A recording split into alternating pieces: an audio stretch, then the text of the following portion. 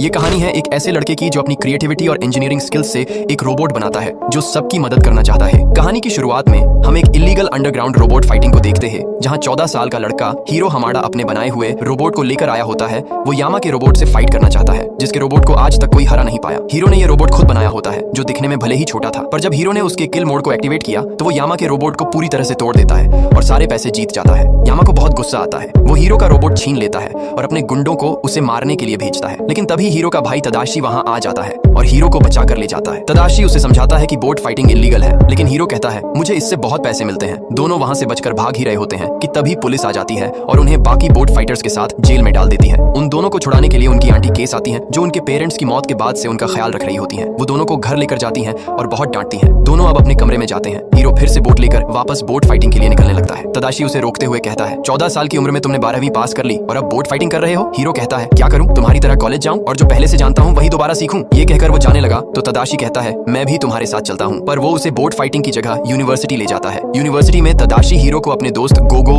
Wasabi, honey lemon और Fred से मिलवाता है और उनके एक्सपेरिमेंट्स दिखाता है। फिर तदाशी उसे अपनी लैब में लेकर जाता है, जहां वो हीरो के हाथ पर टेप लगाकर खींचता है, जिससे हीरो दर्द से चिल्ला उठता है। दर्द भरी आवाज सुनकर तदाशी का बनाया हुआ हेल्थ केयर रोबोट बेमैक्स एक्टिवेट हो जाता है। तदाशी बताता है कि मैंने इसमें कई मेडिकल रिसर्च को चिप में सेव करके डाला है, जिससे बेमैक्स एक कंप्लीट डॉक्टर बन चुका है। बेमैक्स हीरो को स्कैन करता है और पता लगाता है कि उसके हाथ में चोट आई है। फिर वो उसे ठीक कर देता है। इसके बाद बेमैक्स कहता है मुझे स्विच ऑफ करने के लिए तुम्हें कहना होगा, अब मैं बिल्कुल ठीक हूँ। जब हीरो ऐसा कहता है तो बेमैक्स अपने केस में चला जाता है और स्विच ऑफ हो जाता है। हीरो और तदाशी बातें कर रहे होते हैं, तभी यूनिवर्सिटी के रोबोटिक्स डिपार्टमेंट के हेड प्रोफेसर रॉबर्ट आते हैं, जो खुद भी रोबोटिक्स के फील्ड में बहुत बड़ा नाम कमा चुके होते हैं। जब हीरो उन्हें बताता है कि वो बोट फाइटिंग करता है तो रॉबर्ट कहते हैं मेरी बेटी का भी यही इंटरेस्ट था, और वो हीरो को यूनिवर्सिटी में अप्लाई करने का सुझाव देते हैं। यूनिवर्सिटी से बाहर आने के बाद हीरो कहता है मैं यहीं एडमिशन लेना चाहता हूँ। तदाशी उसे पेम्पलेट दिखाता है जिसमें लिखा होता है हर साल यूनिवर्सिटी में एक शोकेस होता है, अगर उसमें कुछ अलग करके दिखाओ तो एडमिशन मिल जाता है। हीरो ये सुनकर कॉन्फिडेंट हो जाता है और आइडिया सोचने लगता है, लेकिन उसे कुछ समझ नहीं आता। तभी तदाशी मजाक में उसे उल्टा कर देता है ताकि उसका दिमाग चल सके। तभी हीरो की नजर अपने बोट पर जाती है और उसे आइडिया आ जाता है। इसके बाद हीरो अपने गैराज में काम करने लग जाता है। वो दिन रात मेहनत करता है और अपना प्रोजेक्ट पूरा करता है।